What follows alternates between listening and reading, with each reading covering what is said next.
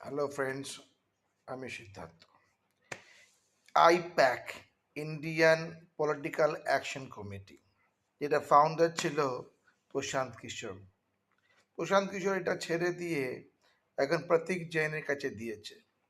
প্রশান্ত কিশোরকে 2021 সালে এই তৃণমূল পার্টি নিয়ে এসেছিল এখানে তাদের অ্যাডমিনিস্ট্রেটিভ দেখার জন্য, তাদের কাজকর্ম দেখার জন্য, তাদের ব্লক কমিটি দেখার জন্য, তাদের গ্রাসরুট লেভেল দেখার জন্য ও তাদের তৃণমূল স্তরকে দেখার জন্য, পঞ্চায়েত থেকে এমএলএ এমপি পর্যন্ত অ্যাজেন্ডা তৈরি করে সব কিছু I-PAC, Indian political action committee I-PAC. তার বদলে পয়সা নেয় বছরে 200-300 কোটি টাকা।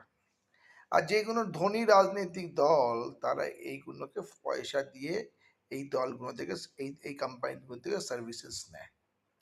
প্রশান্ত কিশোর জনস্বরাজ পার্টি তৈরি করাতে বিহারে চলে যাওয়ার পরে প্রতীক জৈন এটাকে দেখে।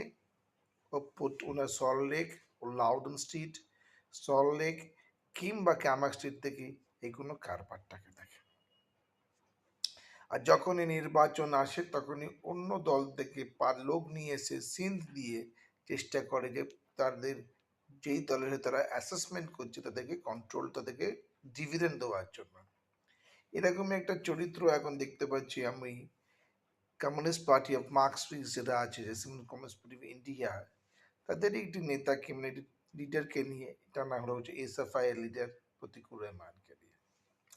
তো এরকম চলছে, আরও এরকম চলবে। কিন্তু এরকম করে প্রতীক জৈনের পয়সা অনেক পকেটে ভরবে, because he do business on here. আজকে এখানে অ্যাসাইনমেন্ট পাবে, কালকে অন্য জায়গায় অ্যাসাইনমেন্ট পাবে, because it is a business. কিন্তু বাংলার মানুষের কি হবে? ভাতাজীবী, ভাতা কালচার, ভাতা ওয়ে, স্কুল মাস্টাররা রাস্তায়, ছেলেমেয়েরা বেকার, খাদ্যর মূল্যবৃদ্ধি প্রচণ্ড, শিক্ষা ব্যবস্থা অচল অবস্থা, ল অ্যান্ড অর্ডার ভেঙে পড়েছে। আর বাংলা কি এরকমই চলবে? জানি না কি হবে বাংলায়, বলতে পারছি না। কিন্তু বাংলার বিগত 15 বছরে বাংলার কিছু হয়েছে বলে আপনি মনে করতে পারেন?